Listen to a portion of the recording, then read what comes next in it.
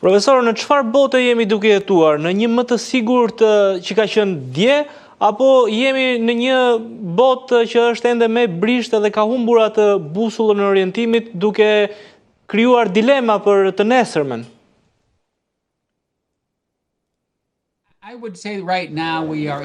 Do të thoja deri tani që jemi në një moment pasiguri të qëndësishme dhe pa qëndrueshmëri. Sepse mendoj se ne jemi pikërisht në një atë çfarë Antonio Gramsci tha, jemi në një fazë të tillë ku po mbajemi tek e vjetra dhe nuk mendoj se Trump po mbahet fare as pak tek e vjetra, por shumë po mbahen tek rendi i vjetër botror, por po u rrëshqet dhe po shikojmë pikërisht disa prej pasojave dhe po shikojmë gjithashtu edhe në jugun global edhe shkëputjen me të vjetrin. Ata duan të renë, gati 2/3 e vendeve në botë nuk kanë nënshkruar nuk kanë shkuar me SBA-t dhe me aleatet e tyre përkundër Rusisë. Pra ata duan të kenë opsionet e tyre teksa ne shkojmë nga e vjetra tek rendi i ri botror. Dhe veçanërisht dikush që ka jetuar në Washington, që jeton këtu në SBA, ne ndjejmë të çrregullim temase, sepse administrata Trump në çështjet si deportimet apo duke mos financuar kërkimet apo duke sulmuar Universitetin e Harvardit, një nga më të mirët në botë, luftën e tarifave dhe kërcënimin e ekonomisë globale, këto janë hapa që janë çorientues.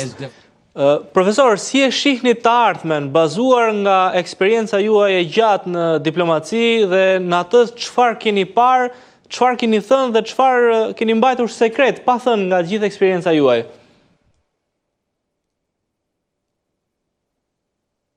I think that this is a moment. Mendoj se ky është një moment që në një farë mase është një paralajmërim.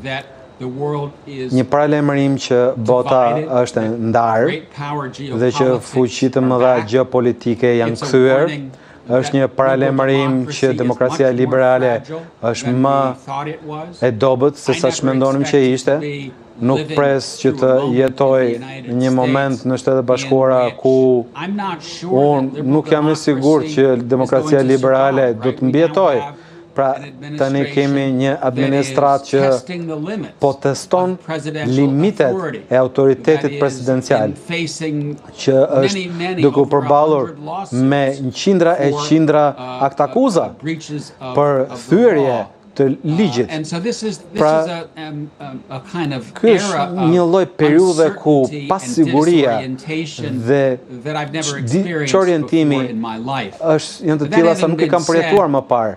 Thënë kjo, ne besoj se do të dalim në fund të tunelit dhe mendoj se kemi parë diçka të ngjashme kur bota kaloi në tranzicion nga periudha bujqësore tek periudha industrialiste, ku mënyra se si balanca e fuqisë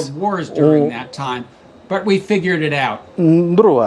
Megjithatë, pas luftës së dytë botërore, ne arritëm që të jepim një zgjedhje. Besoj se edhe për këtë ne do të gjejmë një zgjedhje në periudhën e digitalizimit. Dhe demokracia sërish do t'i tregojë botës që demokracia mund të japë më shumë rezultate se sa autokracia dhe që mund të sigurojnë atë çka qytetarët kërkojnë. Dhe në fund të ditës, demokracia ka një avantazh mbi të gjitha alternativat e tjera. Dhe është ajo alternativë që i flet detyrave dhe nevojave të njerëzve, që është liria. Pra, e dim që do të kemi rrugë me pengesa përpara, por mendoj se ne do të kthehemi në një botë ku udhëhiqet nga vendet me demokraci liberale të qenit së bashku, megjithse, siç e thash, do të kërkoj do të jetë një botë policentrike me shumë rende botërore për mënyra të ndryshme se si do të drejtohen shoqëritë, si brenda dhe jashtë shtëpisë, dhe për këtë do të mësohemi në një botë ku ka diversitet ideologjik dhe pluralist. Kur të dalim në fund të atij tuneli që përshkroni ju, bota do jetë më e mirë apo më e keqe?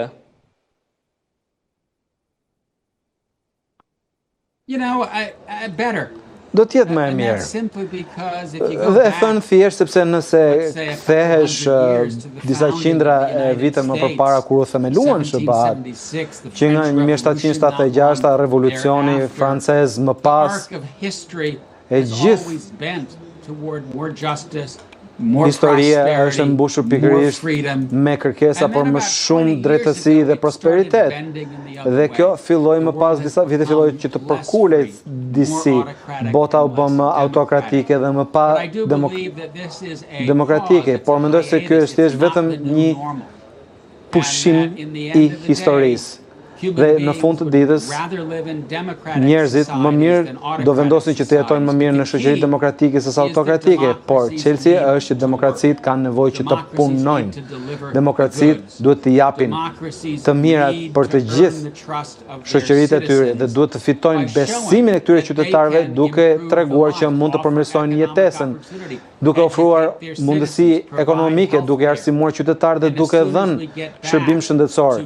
Dhe nëse kthehemi tek demokracitë që janë funksionale dhe që japin shërbime të tilla, mendoj se do të themi në një botë ku e gjithë historia do të shkojë në kahun drejt lirisë, drejt drejtësisë dhe prosperitetit. Profesori, ju falenderoj shumë për gjithë bisedën që patëm, mesazhet që përcollëm dhe le të shpresojmë që bota do jetë shumë më e mirë në fundin e këtij tuneli. Shumë faleminderit dhe ju uroj punë të mbar.